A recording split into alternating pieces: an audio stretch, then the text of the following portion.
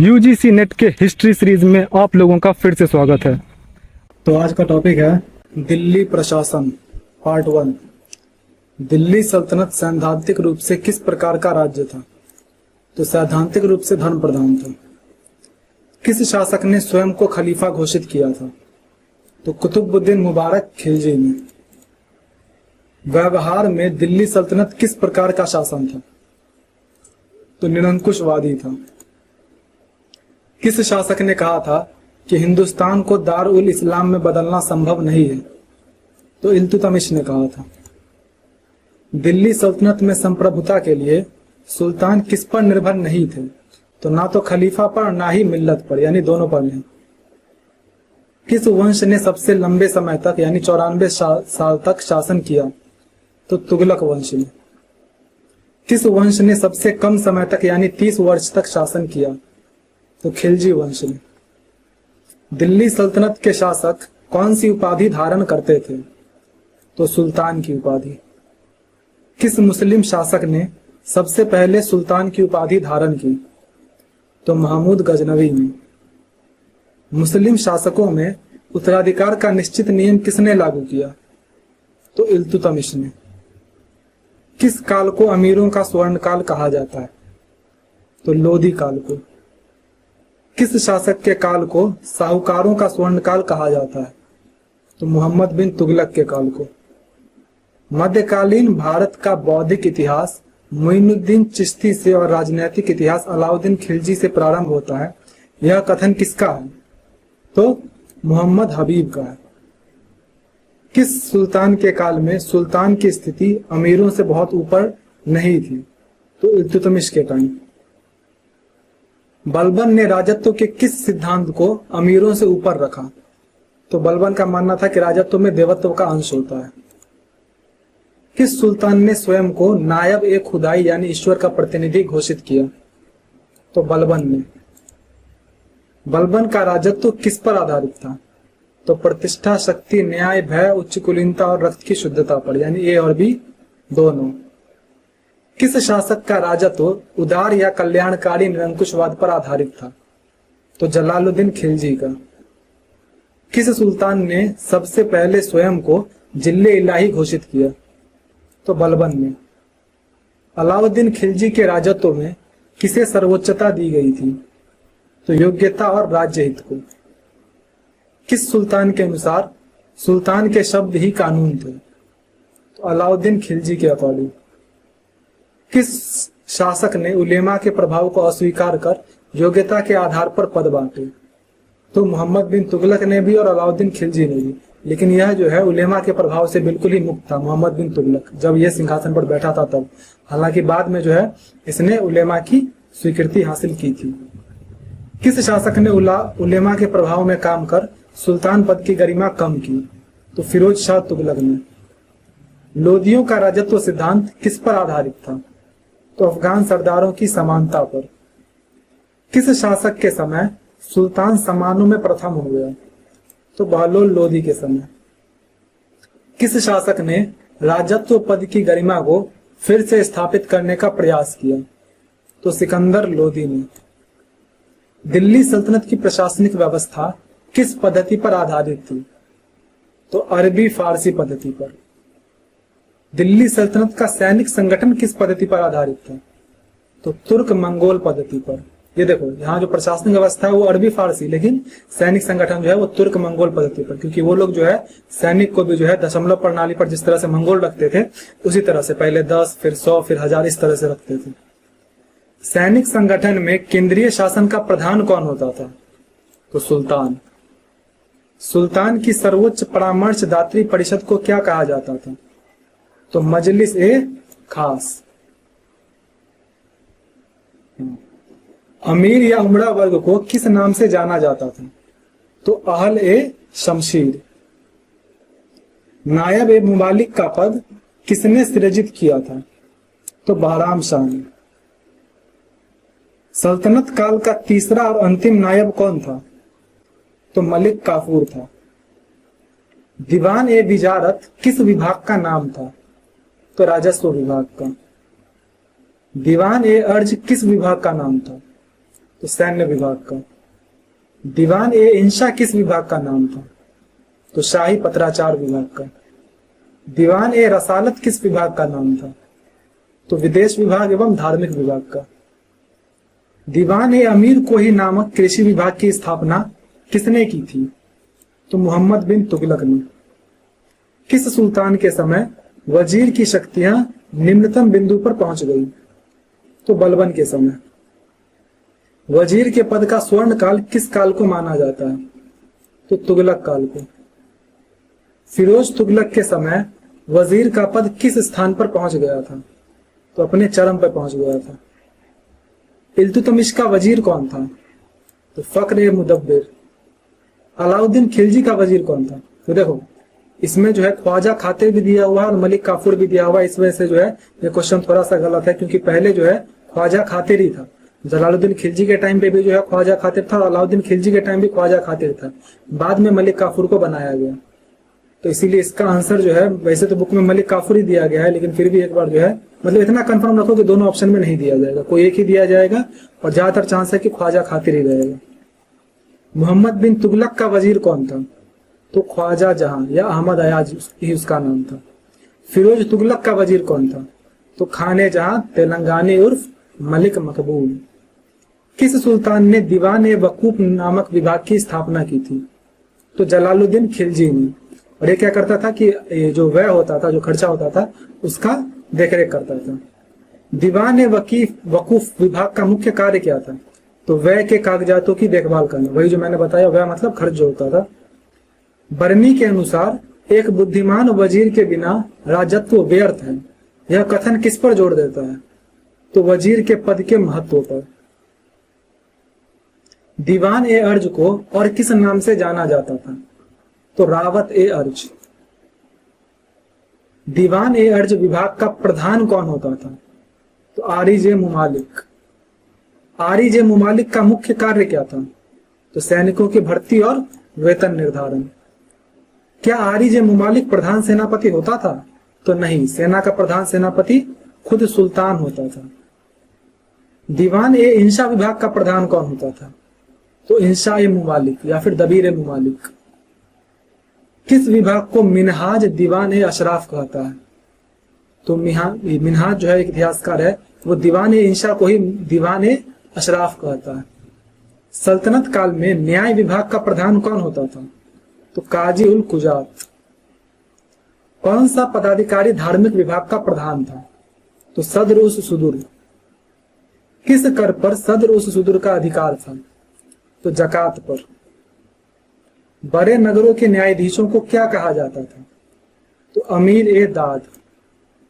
शाही महल और सुल्तान की व्यक्तिगत सेवाओं का प्रबंध कौन करता था? तो वकील ए दर करता था। दरबार में सुल्तान से मिलने वालों पर नजर कौन रखता था? तो अमीर ए हाजिब उर्फ अमीर ए बारबक। पशुशाला का प्रधान कौन था या कौन होता था? तो अमीर ए आकूर। सुल्तान के अंगरक्षकों का प्रधान कौन होता था? तो सर ए जानदार। अलाउद्दीन खिलजी द्वारा नियुक्त वह पदाधिकारी कौन था जो बाजार पर नियंत्रण रखता था? तो दीवान ए रियासत। गुप्तचर विभाग का प्रमुख कौन होता था? तो बरीद ए मुमालिक। महालेखा परीक्षक कौन होता था? तो मुस्तौफी ए मुमालिक। महालेखाकार कौन होता था? तो मुशरिफ ए मुमालिक। इसमें देखो कंफ्यूज मत होना, जो महालेखा परीक्षक है ऑडिटर जनरल वो मुस्तौफी था, और जो महालेखाकार था अकाउंटेंट जनरल वो मुशरीफ था। इसलिए जो है इतना ध्यान रखना इसमें। लोगों के आचरण पर नजर कौन रखता था और बाजार मूल्य नियंत्रण की भी जानकारी रखता था? तो मुहतसिब रखता था। धर्म की व्याख्या कौन करता था? तो मुफ्ती। शाही कारखाने की देखभाल कौन करता था? तो मुतशरीफ। हस्तीशाला का अध्यक्ष कौन होता था? तो शहना ए पीर। शाही पत्र व्यवहार से संबंध कौन था? तो दबीर ए खास। शाही महल की सुरक्षा के लिए नियुक्त सैनिक कौन थे? तो खास खेल। पूरे सल्तनत काल में पहला और अंतिम हिंदू कौन था जिसे दरबार में उच्च पद मिला? तो वो था सिद्धपाल। किस सुल्तान ने दीवान ए अर्ज नामक विभाग की स्थापना की? तो बलबन ने। किस सुल्तान ने दीवान ए मुस्तकराज नामक विभाग की स्थापना की? तो अलाउद्दीन खिलजी ने। दीवान ए अमीर कोही नामक विभाग किसने बनवाया? तो मोहम्मद बिन तुगलक ने। दीवान ए बंदगान नामक विभाग की स्थापना किसने की? तो फिरोज तुगलक ने। वकील ए सुल्तान नामक एक नए कार्यालय की स्थापना किसके समय हुई? तो नासिरुद्दीन महमूद तुगलक द्वितीय। लेकिन ये बहुत कम समय के लिए ही वकील का पद रहा था, फिर हटा गया था। किस सुल्तान ने दीवान ए खैरात नामक विभाग की स्थापना की? तो फिरोज तुगलक। दारुल शफा नामक विभाग किसने बनवाया? तो फिरोज तुगलक। किस सुल्तान ने दीवान ए रियासत नामक विभाग की स्थापना की? तो अलाउद्दीन खिलजी। किस शासक ने धर्म प्रचार के लिए राज्य की मशीनरी और धन का प्रयोग किया? तो फिरोज तुगलक और सिकंदर लोदी ने। किस सुल्तान ने फतवा ए जहादारी में आदर्श मुस्लिम शासकों का गुणों का उल्लेख किया है? तो फतवा ए जहादारी किसी शासक ने नहीं लिखा है, बल्कि बर्नी ने लिखा था। तुगलक काल में वजीर के पद का स्वर्ण काल क्यों था? तो क्योंकि फिरोज तुगलक ने वजीर के पद को चरम पर पहुंचा दिया था। तुगलक वंश का सबसे लंबा शासनकाल किसके शासनकाल को कहा जाता है? तो तुगलक वंश के सभी शासकों का कुल शासनकाल जो है वो 94 वर्ष का था, यानी सबसे ज्यादा था। और तुगलक वंश में देखा जाए किसका सबसे ज्यादा था? तो फिरोज तुगलक था। क्योंकि देखो यहाँ पर 94 वर्ष में मेंशन कर दिया, नहीं इस वजह से हमें ऑप्शन डी के साथ जाना पड़ा। अगर ये मेंशन नहीं करता तो तुगलक वंश में सबसे ज्यादा शासनकाल किसका था? तो फिरोज तुगलक का था, 37 साल। दिल्ली सल्तनत के किस शासक ने सबसे लंबे समय तक यानी 38 वर्ष तक शासन किया? तो बहलोल लोदी ने। किस शासक ने बहलोल लोदी के बाद सबसे लंबे समय तक शासन किया? तो फिरोज तुगलक ने। दीन पनाह शहर का संस्थापक कौन था? तो हुमायूं था। शाहजहांबाद शहर का संस्थापक कौन था? तो शाहजहां था। तुगलकाबाद शहर का संस्थापक कौन था? तो गयासुद्दीन तुगलक था। किला राय पिथौरा शहर का संस्थापक कौन था? तो किला राय पिथौरा इल्तुतमिश ने स्थापित किया था। सीरी फोर्ट शहर का संस्थापक कौन था? तो अलाउद्दीन खिलजी। जहांपनाह शहर का संस्थापक कौन था? तो मोहम्मद बिन तुगलक। कोटला फिरोज शाह शहर का संस्थापक कौन था? तो फिरोज तुगलक। ख्वाजा खातिर किस सुल्तान का वजीर था? तो जलालुद्दीन खिलजी का। कौन सा अधिकारी कोषाध्यक्ष होता था? तो खाजिन होता था। मोहम्मद हबीब के अनुसार मध्यकालीन भारत का राजनीतिक इतिहास कहां से प्रारंभ होता है? तो अलाउद्दीन खिलजी से। किस सुल्तान ने नायब ए मुमालिक का पद समाप्त कर दिया? तो अलाउद्दीन खिलजी ने। और ये शुरू किसने किया था? तो बहराम शाह ने। वजीर तनफीज और वजीर तफवीद की 2 श्रेणियां किसने बनवाई? तो अलमावर्दी ने जो है मुगल काल दिल्ली सल्तनत काल में वजीर के 2 टाइप के वजीर बताए हैं। सुल्तान शब्द किस भाषा से लिया गया है? तो अरबी भाषा से। इस तरह से पार्ट 1 कंप्लीट हुआ। अब पार्ट 2 देख लेते हैं। इक्ता व्यवस्था की शुरुआत भारत में किसने की थी? तो मोहम्मद गोरी ने की थी। ध्यान से देख लो, शुरुआत भारत में गोरी ने ही की है, लेकिन किसने इक्ता व्यवस्था को ठोस या संस्थागत रूप प्रदान किया? तो इसमें होगा इल्तुतमिश। वैसे अगर इस तरह का क्वेश्चन पूछा जाएगा तो इसमें इल्तुतमिश ऑप्शन में नहीं देगा। सल्तनत काल में प्रांतों को क्या कहा जाता था? तो इक्ता या विलायत कहा जाता था। इक्ता का प्रधान किस नाम से जाना जाता था? तो मुक्ति वली या नाज़िम। किस शासक ने उन इक्ताओं को खालसा भूमि में मिला दिया जिनसे राजस्व नहीं मिल रहा था? तो बलबन ने। किसने इक्ता के बदले नकद वेतन देने की प्रथा चलाई? अलाउद्दीन खिलजी ने। 1279 में बलबन के इक्तादारों के साथ किस अधिकारी की नियुक्ति की ताकि वे आय व्यय का हिसाब रख सके? तो ख्वाजा नामक अधिकारी की नियुक्ति की थी। किस शासक के समय इक्ताओं में सुल्तान का हस्तक्षेप चरम सीमा तक पहुंच गया था? तो मोहम्मद बिन तुगलक के समय। फिरोज तुगलक के समय भूमि अनुदान के रूप में सैनिकों को दिए जाने वाले वेतन को क्या कहा जाता था? तो वजह कहा जाता था। लोधी काल में इक्तादारों को किस नाम से जाना जाने लगा? तो वजहदार। सैनिकों को पारिश्रमिक के रूप में दी जाने वाली कृषि योग्य भूमि क्या कहलाती थी? तो मवाजिब कहलाती थी। किस शासक ने इक्ता को हस्तांतरणीय बना दिया था? तो शेरशाह सूरी ने। हालांकि क्योंकि अलाउद्दीन खिलजी ने तो इक्ता देना ही बंद कर दिया था, उसके जगह पे जो है वो नकद वेतन देता था, लेकिन शुरुआत में जो इक्ता को हस्तांतरणीय बनाया था वो इल्तुतमिश ने बनाया था, लेकिन ऑप्शन में ही नहीं है तो क्या कर सकते। इक्ता या प्रांतों को किसमें बांटा गया था, तो सिक में। सिक का प्रशासक क्या कहलाता था, तो सिकदार। शासन की सबसे छोटी इकाई क्या थी, तो गांव। परगने में कौन कौन से अधिकारी होते थे, तो आमिल और मुंसिफ।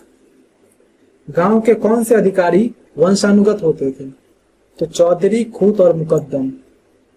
सल्तनत काल में तुर्की मुसलमानों से लिया जाने वाला भूमि कर क्या कहलाता था, तो उश्र कहलाता था।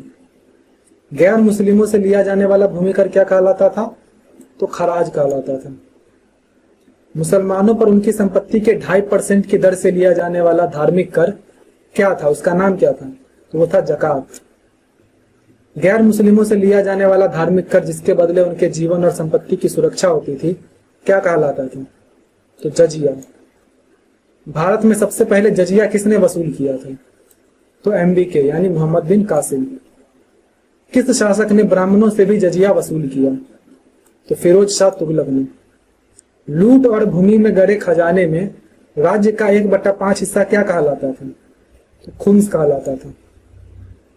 किस शासक ने खुम्स का 4/5 भाग स्वयं लिया जबकि सैनिकों के लिए 1/5 भाग ही छोड़ा, तो अलाउद्दीन खिलजी ने भी और मोहम्मद बिन तुगलक ने भी, इन दोनों ने जो है वो 4/5 भाग स्वयं लिया और सिर्फ 20% जो है सैनिकों को दिया।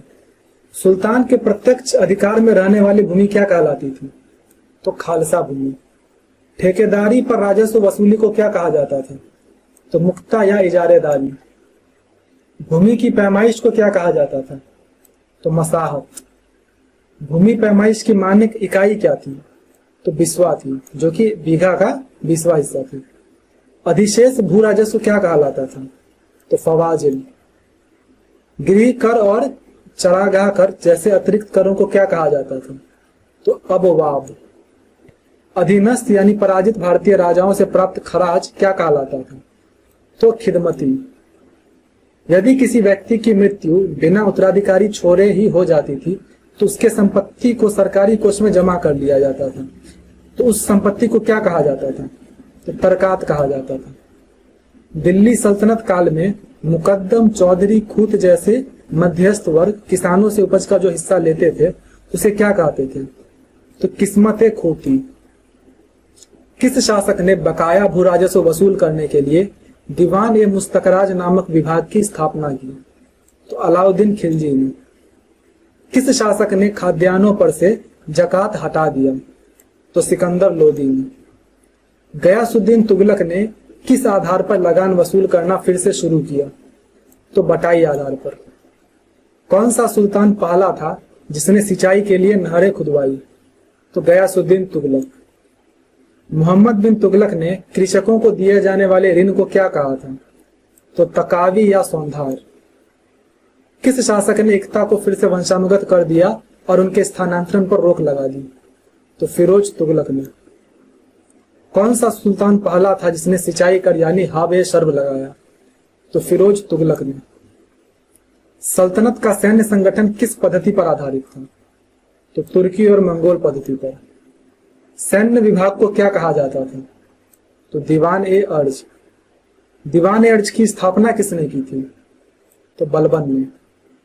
केंद्रीय सेना को किस नाम से जाना जाता था, तो हश्म ए कल्ब या कल्ब ए सुल्तानी। अलाउद्दीन खिलजी ने सैनिकों को किस रूप में वेतन देना शुरू किया था, तो कैश में, नकद में। मंगोल सेना का वर्गीकरण किस प्रणाली पर आधारित था जिसे सल्तनत काल में अपनाया गया था, तो दशमलव प्रणाली। बर्नी के अनुसार सबसे छोटी सैनिक इकाई क्या थी, तो सरखेल। 10 घुड़सवारों की टुकड़ी का प्रमुख क्या कहलाता था, तो सरखेल कहलाता था। 10 सरखेलों का प्रमुख क्या कहलाता था, तो सिपह सालार। 10 सिपह सालारों का प्रमुख क्या कहलाता था, तो अमीर। 10 अमीरों का प्रमुख क्या कहलाता था, तो मलिक। 10 मलिकों का प्रमुख क्या कहलाता था, तो खान। इल्तुतमिश ने शाही अंगरक्षकों का जो दल संगठित किया उसे क्या कहते थे, तो सरे जानदार। किस शासक ने घोड़े दागने और सैनिकों का हुलिया नोट करने की प्रथा की शुरुआत की? तो अलाउद्दीन खिलजी ने। सैनिकों का वेतन रजिस्टर क्या कहलाता था? तो वसीलात ए हश्म। किस शासक ने सैनिक पदों और रिक्ताओं को आनुवंशिक कर दिया? तो फिरोज तुगलक ने। भारी पत्थर फेंकने वाले शिया प्रक्षेपास्त्र क्या कहलाते थे? मतलब वो जो एक तरह से तुम समझो हथियार जो थे, जो भारी पत्थर फेंकते थे, उसे क्या कहा जाता था? तो चर्क, मदरीशी, मंजनिक वगैरह वगैरह। न्याय एवं दंड व्यवस्था के अनुसार इस्लामी कानून के 4 स्रोत कौन से हैं? तो वो है कुरान, हदीस, इजमा और कयास। इस्लामी कानूनों की व्याख्या करने वाले विधिवेता क्या कहलाते थे? तो मुजतहिद। व्यापारियों के समूह को क्या कहा जाता था? तो तुज्जार ए खास। बरनी के अनुसार अनाज का व्यापार करने वाले व्यापारी क्या कहलाते थे? तो कारवानी या नायक।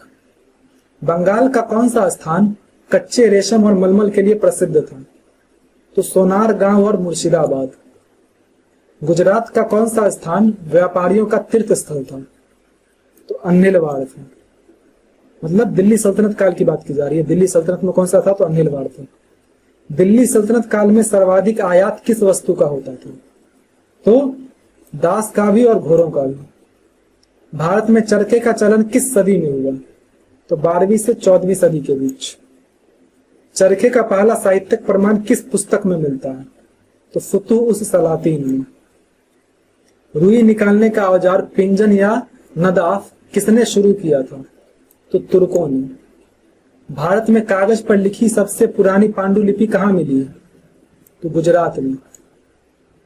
रहट या साकिया का प्रचलन किस सदी में शुरू हुआ? तो 14वीं सदी में। किसने एक वस्त्र निर्माण शाला की स्थापना की थी? तो मोहम्मद बिन तुगलक ने। किस शासक के समय शाही कारखानों की संख्या 36 हो गई थी? तो फिरोज तुगलक के समय। फिरोज तुगलक के कारखानों में रातीबी कारखानों का क्या काम था? तो भोजन और पेय से संबंधित कार्य। गैर रातीबी कारखानों में कौन से कारखाने प्रमुख थे? तो जामदार खाना और रिकाब खाना। फिरोज तुगलक के समय प्रधान मुतशरीफ कौन था? तो ख्वाजा अबुल हसन। मोहम्मद गोरी द्वारा शुरू की गई इक्ता व्यवस्था को किस शासक ने संस्थागत रूप दिया? तो इल्तुतमिश ने। इक्ता वास्तव में क्या थे? तो हस्तांतरणीय भूराजस्व अधिन्यास। किस शासक ने खालसा भूमि के विस्तार के लिए वंशानुगत जागीरों और इक्ताओं का अधिग्रहण किया? तो अलाउद्दीन खिलजी ने। 1279 में शिक या जिला की स्थापना सबसे पहले किसने की? तो बलबन ने। सल्तनत काल में राजस्व विभाग का प्रधान कौन होता था? तो मुंसिफ। मुस्लिम कृषकों की भूमि क्या कहलाती थी? तो उश्री। खराज न देने वाले क्षेत्रों को क्या घोषित किया जाता था? तो मवास। निसाब क्या था? तो संपत्ति की न्यूनतम मात्रा जिस पर जकात लगता था। यानी अगर इससे कम भूमि, मतलब इससे कम मात्रा है संपत्ति की, इससे कम प्रॉपर्टी है, तो उसको जकात देने की जरूरत नहीं है। और जकात वही होता है जो 2.5% लिया जाता था मुसलमानों से। अलाउद्दीन खिलजी ने गांव के किन अधिकारियों के विशेषाधिकार छीन लिए थे? तो चौधरी खूत मुकद्दम के। किस सुल्तान ने सैनिकों को इक्ता और जागीरों के स्थान पर नकद वेतन देकर इक्ताओं के विस्तार पर रोक लगाई? तो अलाउद्दीन खिलजी ने। सुल्तान की निजी आय क्या कहलाती थी? तो इमलाक। किस शासक ने खराज, जजिया, जकात और खुम्स को छोड़कर बाकी सभी करों को हटा दिया? तो फिरोज तुगलक ने। सौंधार या तकावी क्या था? तो कृषकों को दिया जाने वाला ऋण। फिरोज तुगलक ने अपने वजीर खाने जहां तेलंगानी के कहने पर क्या माफ कर दिया था? तो तकावी ऋण उसने माफ कर दिया था। फिरोज तुगलक ने सिंचित भूमि पर कौन सा कर लगाया था? तो हक ए शर्द। प्रांतों में बही खातों की जांच के लिए किस अधिकारी की नियुक्ति की गई थी? तो साहिब ए दीवान। किस शासक ने भारत में सबसे पहले स्थायी सेना का गठन किया? तो अलाउद्दीन खिलजी ने। शाही घुड़सवारों को क्या कहते थे? तो सवार ए कल्ब। जैसे कि वहां पे था कि केंद्रीय सेना को क्या कहते थे? तो कल्ब ए सुल्तानी। उसी तरह से शाही घुड़सवारों को सवार ए कल्ब। किस शासक ने सैनिकों को नगद वेतन के स्थान पर इक्ता प्रदान किया? तो सबसे पहले तो इल्तुतमिश ने किया था ये काम, बाद में फिरोज तुगलक ने भी किया, लेकिन जब इस तरह से क्वेश्चन पूछा जाए तो सबसे पहले वाले का नाम बताना चाहिए। अलाउद्दीन खिलजी के समय एक घोड़ा रखने वाले सैनिक को वार्षिक कितना टंका मिलता था? तो 156 टंका। अगर वो 2 रखता था तो उसमें 78 टंका और जोड़ दिया जाता था। किस सुल्तान ने सैनिकों के वेतन से कमीशन लेने की प्रथा को समाप्त किया? तो गयासुद्दीन तुगलक ने। किस सुल्तान ने सैनिकों को युद्ध में स्त्रियों को ले जाने पर प्रतिबंध लगाया था? तो मोहम्मद बिन तुगलक ने। सल्तनत काल में इर्तिक शब्द का क्या अर्थ था? तो सैनिक पदों और इक्ताओं का आनुवंशिक होना। फिरोज तुगलक के शासनकाल में कौन सा निर्माण कार्य शुरू हुआ था? तो साबुन निर्माण। मोहम्मद हबीब के अनुसार उत्तर भारत में किसके विजय से नगरीय क्रांति का सूत्रपात हुआ? तो तुर्कों के। इस तरह से तुम्हारा दिल्ली प्रशासन समाप्त होता है। जब भी आप एमसीक्यूज प्रैक्टिस करना शुरू करें तो एक पेपर और पेन लेकर बैठें और 100 एमसीक्यूज में से आपके कितने सही हो रहे हैं इसको जरूर चेक करें और अपना स्कोर कमेंट करें, ताकि मैं भी आपके प्रोग्रेस को देख सकूं। बाकी रोज मैं आप लोगों को अपने नेक्स्ट डे का टॉपिक बता दिया करूंगा और आपको हर एक सोर्स से उतना पढ़ के आना है। चलिए ठीक है, मिलते हैं फिर नेक्स्ट वीडियो में।